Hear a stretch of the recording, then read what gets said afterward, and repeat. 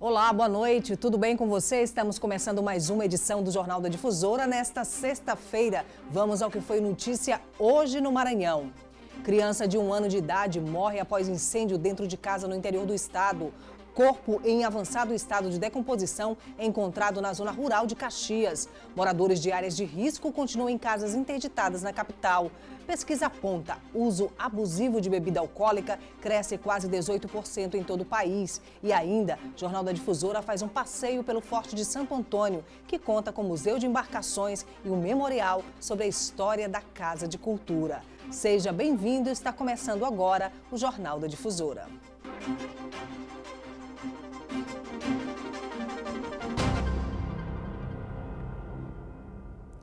Uma criança de apenas 1 ano de idade morreu hoje após um incêndio dentro de casa na cidade de Imperatriz. Segundo familiares, o fogo começou pelo ar-condicionado. Era nesse quarto que Camila Costa Silva, de 1 ano e 11 meses, dormia quando o fogo começou. O incêndio teve início logo pela manhã. A fumaça foi tanta que logo os vizinhos perceberam. Eu estava dentro de casa, estava fazendo almoço, não vi mais nada. Quando eu saí, eu não vi nem a neném mais, já tinham levado, né, neném? Fredson, tio da Camila, mora no mesmo terreno e, ao ver a fumaça, correu para ver de onde ela vinha. Ao chegar na casa, percebeu que o quarto em que a menina dormia estava pegando fogo. Fora que a gente correu lá para dentro, e aí estava pegando fogo no quarto e muita fumaça. A gente acabou tirando ela. Minha mãe entrou e tirou ela, que eu não sabia onde estava. Em frente à casa, resquícios dos objetos queimados. O tio da criança nos contou que o fogo começou no ar-condicionado e, ao tentar salvar a sobrinha, ele notou que ela já havia inalado muita fumaça. Estava bastante preta por causa da fumaça, né? E ela estava praticamente sem vida já. Os médicos ainda chegaram e disseram que reanimaram ela lá, né? Mas agora a gente recebeu a notícia que ela faleceu, né? A criança foi socorrida e trazida pelo tio dela para a UPA, a unidade de pronto atendimento. Mas devido à gravidade dos ferimentos, Camila não resistiu. A causa da morte, informada por funcionários da unidade, foi de queimadura de 3º grau e inalação de fumaça. O fogo foi controlado pelo Corpo de Bombeiros, que agora vai investigar as causas do incêndio. Houve danos, além do teto, um ventilador, e no quarto onde a criança estava dormindo, né, no berço, tinha um aparelho de ar-condicionado, também foi atingido, né, devido à alta temperatura. Provavelmente, devido à oscilação, a queda de energia pode causar o princípio de incêndios. Bom, é uma notícia que eu gostaria de dar para vocês. Em 13 anos, o uso abusivo de álcool aumentou no país, segundo uma pesquisa divulgada esta semana. E olha só, o maior crescimento se deu entre as mulheres, chegando a 40%. A pesquisa foi divulgada pelo Ministério da Saúde e apontou um crescimento nos últimos 13 anos de quase 18% do consumo de álcool entre a população adulta no Brasil. No ano passado, o percentual já era 14,7% maior do que o registrado em 2006, por exemplo. Infelizmente, o álcool, por ser uma droga lícita, ele está facilmente presente em festas, na comunidade de maneira geral. Outra característica importante é o avanço no consumo pelo sexo feminino. A gente observa que houve um aumento de mais de 40% se você for levar só a questão do gênero feminino. Marluce passou os últimos 2 anos ingerindo bebida alcoólica de forma exagerada. Após a perda do marido, entrou em depressão e se refugiava na bebida. Eu tomava uma para almoçar, tomava uma para banhar, tomava uma para jantar e era direto. Procurou ajuda e há 15 dias não ingere bebida alcoólica. Daqui para frente é vida nova. Meus planos são esses, é me curar, pai. Eu quero cura, eu quero largar, entendeu? Para mim poder criar o meu filho. O diretor do CAPS-AD alertou que mais do que a preocupação com o aumento dos dados relacionados ao consumo de álcool no país, é preciso ficar atento às consequências sociais que podem ser ocasionadas por conta do alcoolismo. Ele, além de tudo, é uma porta de entrada. Eu desconheço qualquer paciente de tratamento na nossa unidade que chegou aqui já consumindo crack. Ele começou com álcool, geralmente esse consumo é muito precoce, é com 13, 12 anos, dentro do próprio ambiente familiar, o que empurrou para outras drogas, como a maconha e progressivamente para drogas mais pesadas. E agora a gente faz um giro de notícias pelo estado.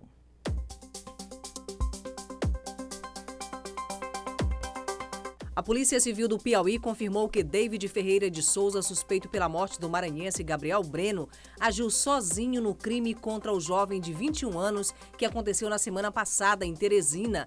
De acordo com as investigações, era David quem conduzia o veículo onde ele fugiu após atirar na cabeça do estudante quando estava saindo de uma pensão. A prisão preventiva do suspeito já foi solicitada, mas ele continua foragido. O PM Hamilton Caíres Linhares e o vigilante Evilásio Lemos vão a júri popular acusados pela morte de 3 adolescentes no início do ano no Coquilho, zona rural de São Luís. Os jovens Gildean Castro, Gustavo Feitosa e Joanderson da Silva foram mortos com um tiro na cabeça.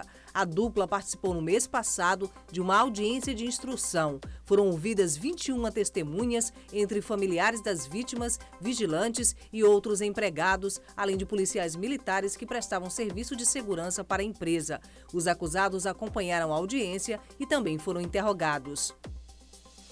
E na BR-135, um caminhão roubado foi apreendido hoje pela manhã pela Polícia Rodoviária Federal após constatar vários indícios de adulterações. Segundo o motorista, o proprietário adquiriu o veículo pelo valor de R$ 115 mil, sendo utilizado no negócio uma SW4 e saldo em parcela de R$ 10 mil em cheque. O envolvido afirmou não ter conhecimento do ilícito. E daqui a pouco, pacientes denunciam demora no atendimento em Socorrão de Imperatriz. E agora você acompanha imagens ao vivo do Centro Histórico de São Luís.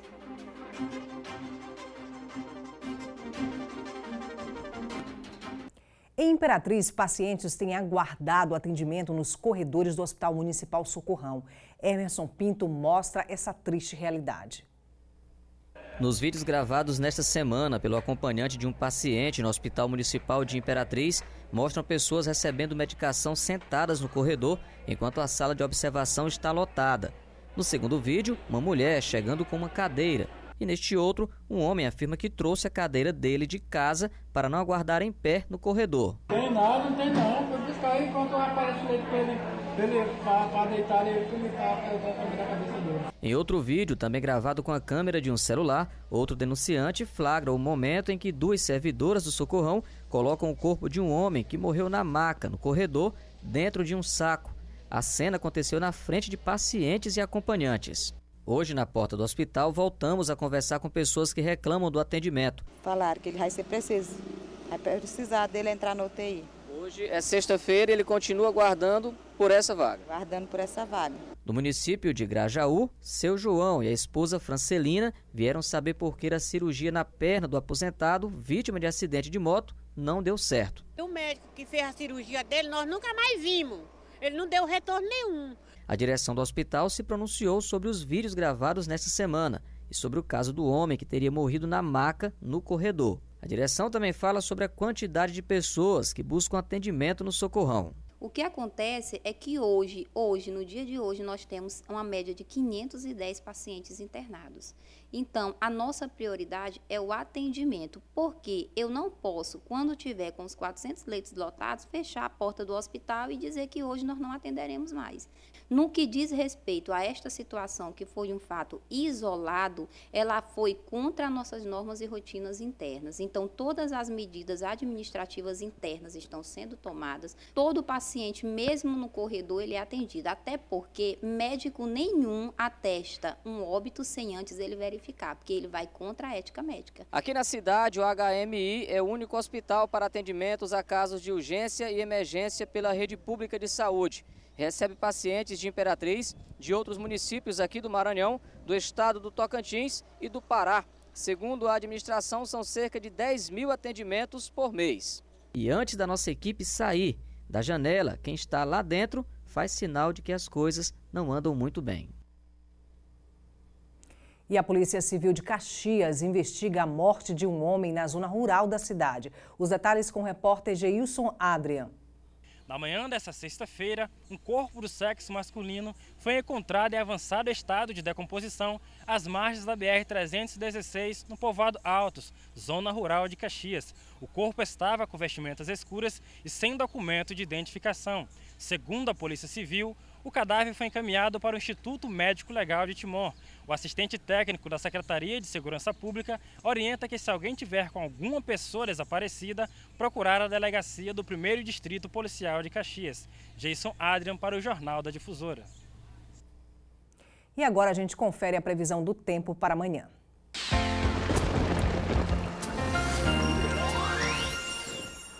Bom, em São Luís, sol com algumas nuvens e chuva passageira durante o dia. E à noite o tempo fica firme, máxima de 32 e mínima de 24 graus. Em Tinga do Maranhão, o sábado será sem chuva. A máxima deve ficar em 35 graus. Já em Rosário, pode ter pancadas de chuva à tarde e à noite, com mínima de 24 graus.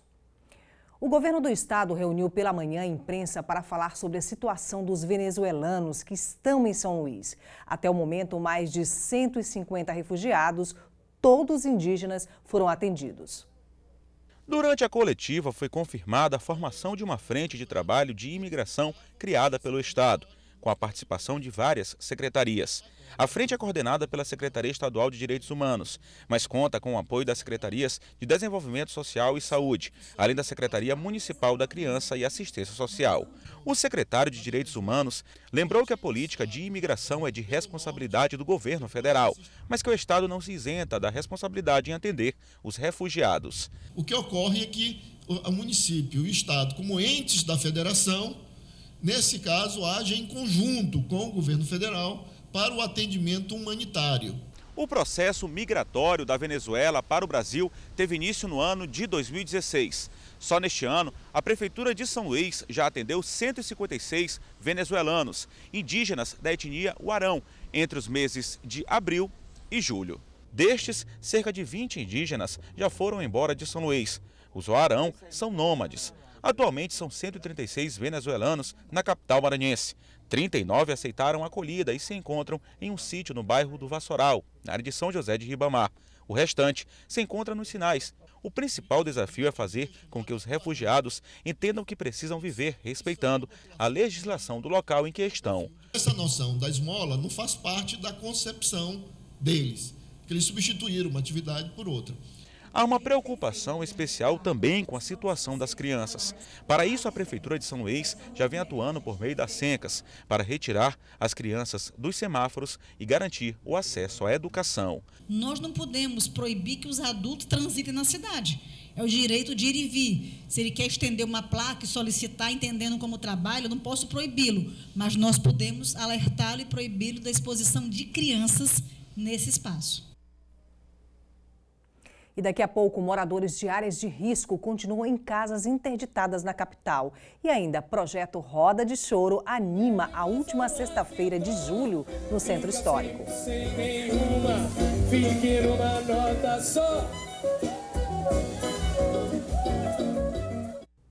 E como será que estão as negociações para as áreas de risco na capital? Uma decisão judicial determinou a inclusão de famílias que estão nessa situação no programa Minha Casa Minha Vida.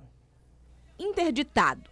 A placa está fixada na maioria das casas desta rua na Vila Bacanga. A comunidade viveu um drama depois das chuvas do início do ano. Uma parte da barreira desabou e deixou os moradores em alerta. A Cleidiane não teve a casa totalmente atingida, mas foi orientada pela Defesa Civil a deixar o imóvel.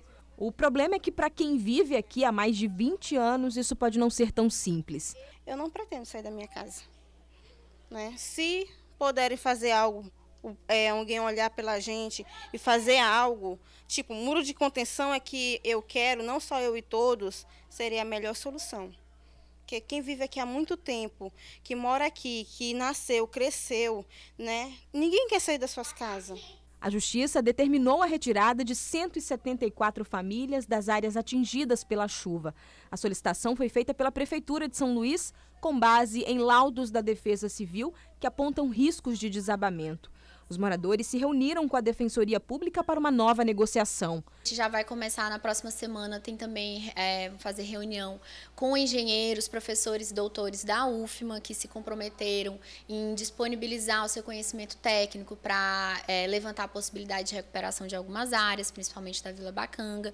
E nas semanas seguintes vamos fazer as visitas nessas áreas, nesses bairros, com a Secretaria. As reuniões e visitas técnicas devem começar a partir da semana que vem. Depois disso, a Defensoria Pública informou que vai tentar mediar um acordo para que se chegue a um consenso, já que a maioria das pessoas não quer deixar as comunidades. O município ele já vem dando uma assistência, então ele já presta um aluguel social para as famílias que foram retiradas. A Defesa Civil teve realmente uma atuação importante no momento crítico que foi no momento das chuvas, quando as chuvas se intensificaram. Tanto é que, felizmente, não tivemos nenhuma vítima fatal dessa chuva, então a Defesa Civil realmente atuou efetivamente. Então, essas assistências elas foram prestadas realmente. A Defensoria solicitou que a Prefeitura apresente laudos individualizados da Defesa Civil para que as ações sejam planejadas a partir deles. A Vara de Interesses Difusos e Coletivos de São Luís também tem acompanhado o caso. Nós estamos dependendo deste resultado para ver o que vai ser feito. Porque não adianta o juiz determinar se ele não puder dar efetividade àquilo que ele está decidindo. Como depende de terceiros também, né? A gente tem que congregar os esforços comuns para ver se a gente chega a um resultado que possa realmente atender ambos os lados, né? Sem prejudicar absolutamente ninguém. A Prefeitura de São Luís foi procurada, mas não se manifestou sobre o assunto. Violão, cavaquinho, flauta e saxofone são instrumentos que marcam a musicalidade de raiz do Brasil. E hoje é dia dele, o projeto Roda de Choro. Hugo Viegas conta ao vivo pra gente como está a movimentação. Hugo, deve ter pixinguinha por aí. Boa noite.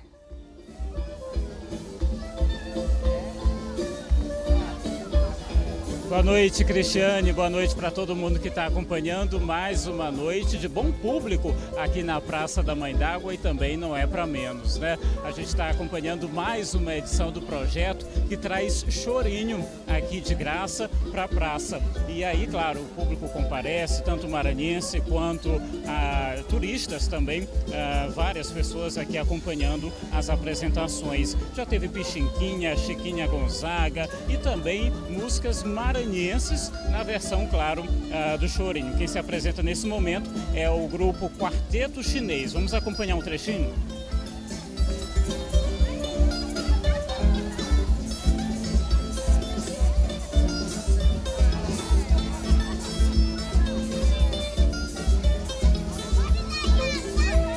É isso, Cristiane, claro, o público se anima, começa a dançar também. A apresentação segue até daqui a pouquinho, às 8 da noite. Eu volto com você. Obrigada, Hugo. Ainda dá tempo de ir lá para a Praça da Mãe d'Água, né, no Centro Histórico de São Luís. E que tal unir férias, história e cultura? Marco do período de resistência portuguesa, o Forte de Santo Antônio, localizado próximo ao Espigão da Ponta da Areia, aqui em São Luís, foi totalmente revitalizado e atrai diariamente dezenas de visitantes. Vamos ver comigo? A turista adorou conhecer um pouco mais sobre a história, né, através da guia e essas embarcações todas, ter esse espaço preservado, isso é muito importante, porque um povo precisa cuidar da sua memória. Quem mora em São Luís também. Estou achando muito interessante, muito esclarecedor, ainda mais que a guia é maravilhosa. As representações da São Luís antiga e da atual estão nos quadros. Também é possível conhecer um pouco mais sobre a evolução dos aparelhos de filmagem e áudio. O Museu da Imagem e Som atrai visitantes curiosos pelo mundo da tecnologia, que muda cada vez mais rápido. É um museu com uma gama de possibilidades, além da visitação. Ele é aberto para escolas, é aberto para profissionais da área de rádio, aberto para profissionais da área de cinema, da área jornalística, para que eles desenvolvam aqui o seu trabalho, porque nós temos uma sala de exibição razoável, né, que pode ser usada para isso também. No Museu das Embarcações é a riqueza de detalhes das 18 maquetes que impressiona os visitantes. Essas 18 peças são retratadas fielmente, como se diz, com detalhes, e elas é muito interessante quando vem muita criança, e algumas crianças de lugares como, por exemplo, Viana, São Bento, outras, porque as peças elas são de diversas regiões do Maranhão. E as pessoas chegam e se encontram, se reconhecem. Ah, essa peça, essa canoa, esse casquinho, eu via lá na minha cidade. Em julho, mais de 2.800 pessoas passaram por aqui. Neste mês de férias, a movimentação continua intensa. Hoje, usado para guardar a memória maranhense, durante muito tempo o Forte Santo Antônio foi utilizado para resguardar a segurança de quem morava aqui na ilha. Construído no século XVII, a escolha deste local teve como base uma estratégia de defesa. O acesso era náutico, então os navios entravam, essa era a porta de entrada de São Luís, era aqui. Então, assim, por ser uma porta de entrada, o acesso principal, era preciso que esse acesso fosse defendido. Então, assim, desde o início da povoação europeia em São Luís, que este local é estratégico para a defesa da cidade. Em cada detalhe, uma riqueza preservada. O forte tem peças de artilharia do século XVIII, aqui os canhões. Então, assim, a estrutura, toda a história que envolveu a construção em si, além das exposições que o museu tem, o Museu de Marinha, enfim, as coisas que ele guarda em seu interior, a própria estrutura do forte, a sua história tem a ver com a independência do Brasil, são de uma importância fundamental para a história do Maranhão.